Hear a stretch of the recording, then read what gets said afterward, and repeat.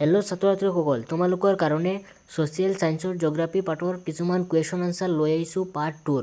Part 1 যদি চোৱা নাই তো তোমালোকে পাৰ্ট 1ৰ কমন কুৱেশ্যন আনচাৰবোৰ চাই ল'বা। তো এই পাৰ্টটোৰ পৰা পৃথিৱী ভূগোল এই পাৰ্টটোৰ পৰা তোমালোকৰ 8 মাৰ্ক আহিব। আৰু এই পাৰ্টটোৰ পৰা কি কমন কুৱেশ্যন আনচাৰ আহিব তো তোমালোকে চাই যোৱা। প্ৰথমে তোমালোকে MCQৰ কাৰণে পৃথিৱীৰ চমু পৰিচয় এইখিনি চাই লোৱা। এইখিনি তোমালোকৰ MCQ আহিব পাৰে ইয়াৰ ভিতৰতে, এইখিনি তোমালোকে পঢ়ি যাবা। আৰু পিছত চাবা তোমালোকে মহাদেশ আৰু মহাসাগৰসমূহৰ বিতৰণ এইটো চাই ল'বা। এইটো বহুত ইম্পৰ্টেণ্ট আছে, এইবাৰ তোমালোকৰ ইয়াৰ পৰা আহিব পাৰে। তো তোমালোকে মহাদেশ আৰু মহাসাগৰসমূহৰ বিতৰণ এইটো চাই ল'বা। আৰু পিছত চাবা তোমালোকে মহাসাগৰসমূহৰ অৱস্থিতি আৰু বৈশিষ্ট্য। তো তোমালোকে এইটো চাই ল'বা, এইটো বহুত ইম্পৰ্টেণ্ট আছে, তোমালোকে এবাৰ ৰিডিং কৰিবা। আৰু পিছত চাবা তোমালোকে তো এই পাৰ্টটোৰ পৰা তোমালোকে চাবা আৰু ইয়াতে তোমালোকৰ শৰ্ট কুৱেশ্যন আনচাৰ আহিব, চাই ল'বা। আৰু পিছত তোমালোকে চাবা ভাৰত মহাসাগৰ। তো তোমালোকে এইটো চাই ল'বা, এইটোৰ পৰা তোমালোকৰ কমন আহিব পাৰে, তোমালোকে চাই ল'বা, এইটো আহিব পাৰে, এইটো ৰিডিং এবাৰ কৰিবা। আৰু চাবা তোমালোকে এছিয়া মহাদেশ। তো এই পাৰ্টটোৰ পৰা তোমালোকৰ এছিয়া মহাদেশ বহুত ইম্পৰ্টেণ্ট আছে, এইবাৰ তোমালোকৰ এছিয়া মহাদেশৰ বিষয়ে আহিব পাৰে। তো তোমালোকে এইটো চাই ল'বা। আৰু ইয়াৰ ভিতৰতে তোমালোকৰ MCQ আহিব পাৰে। তো সেইকাৰণে তোমালোকে এছিয়া মহাদেশৰ বিষয়ে তোমালোকে চাই ল'বা, এইটো বহুত ইম্পৰ্টেণ্ট আছে। আৰু পিছত চাবা তোমালোকে এই পাৰ্টটোৰ পৰা তোমালোকে চাবা পিছত এইখিনি নালাগে, তোমালোকে চাবা।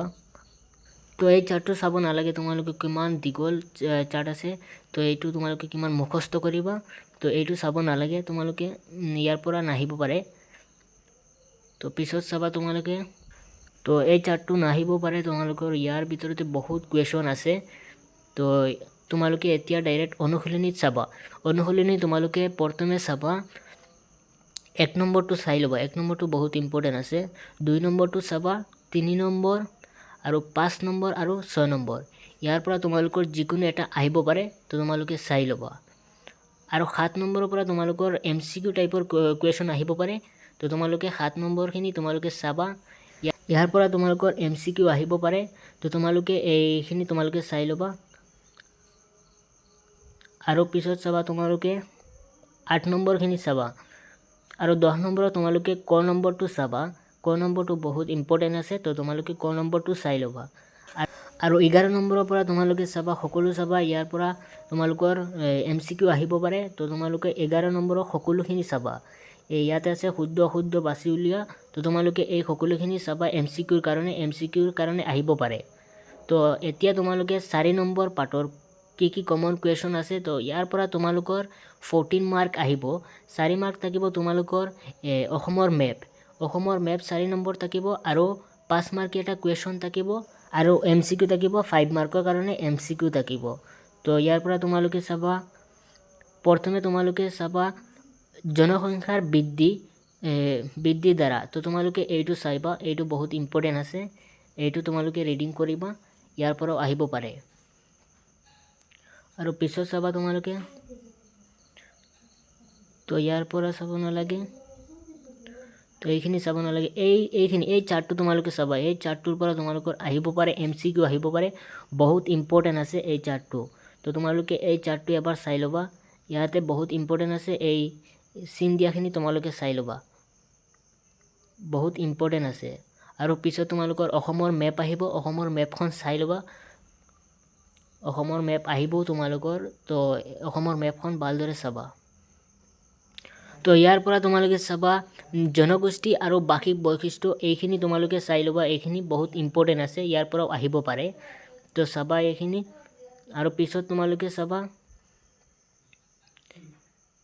এই পাৰ্টটো বহুত দীঘল আছে, তো তোমালোকে এই পাৰ্টটো এবাৰ ৰিডিং কৰিবা, এই পাৰ্টটো বহুত দীঘল আছে। তো এই পাৰ্টটোৰ পৰা তোমালোকৰ MCQ 5টা আহিব, সেইকাৰণে তোমালোকে এবাৰ ৰিডিং কৰিবা। আৰু পিছত চাবা তোমালোকে পৰিবহণ ব্যৱস্থাৰ সমস্যাসমূহ, এইখিনি তোমালোকে চাই ল'বা, এইখিনি বহুত ইম্পৰ্টেণ্ট আছে, তো তোমালোকে এইখিনি চাবা। তো পিছত চাবা তোমালোকে এইখিনিৰ পৰা চাবা। আৰু পিছত তোমালোকে ডাইৰেক্ট কুৱেশ্যনত আহোঁ, এইখিনি তোমালোকে এবাৰ ৰিডিং কৰিবা, এইখিনি ৰিডিং কৰিলে তোমালোকৰ বহুত সহায় হ'ব। এতিয়া ডাইৰেক্ট তোমালোকৰ অনুশীলনীৰ কুৱেশ্যন। অনুশীলনীৰ পৰা কি কি কমন কুৱেশ্যন আহিব।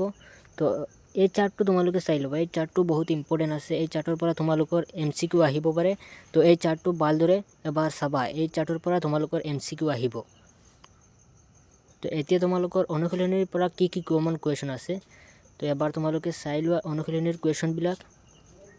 তো ইয়াৰ পৰা আহিব তোমালোকৰ প্ৰথমে চাবা 1 নম্বৰটো চাবা, এইটো বহুত ইম্পৰ্টেণ্ট আছে। 2 নম্বৰটো চাবা, 4 নম্বৰ, 7 নম্বৰটো চাবা, আৰু 8 নম্বৰ আৰু 14 নম্বৰটো চাবা। 14, 15, 17 আৰু 18 নম্বৰটো চাবা। 18 নম্বৰটো বহুত ইম্পৰ্টেণ্ট আছে।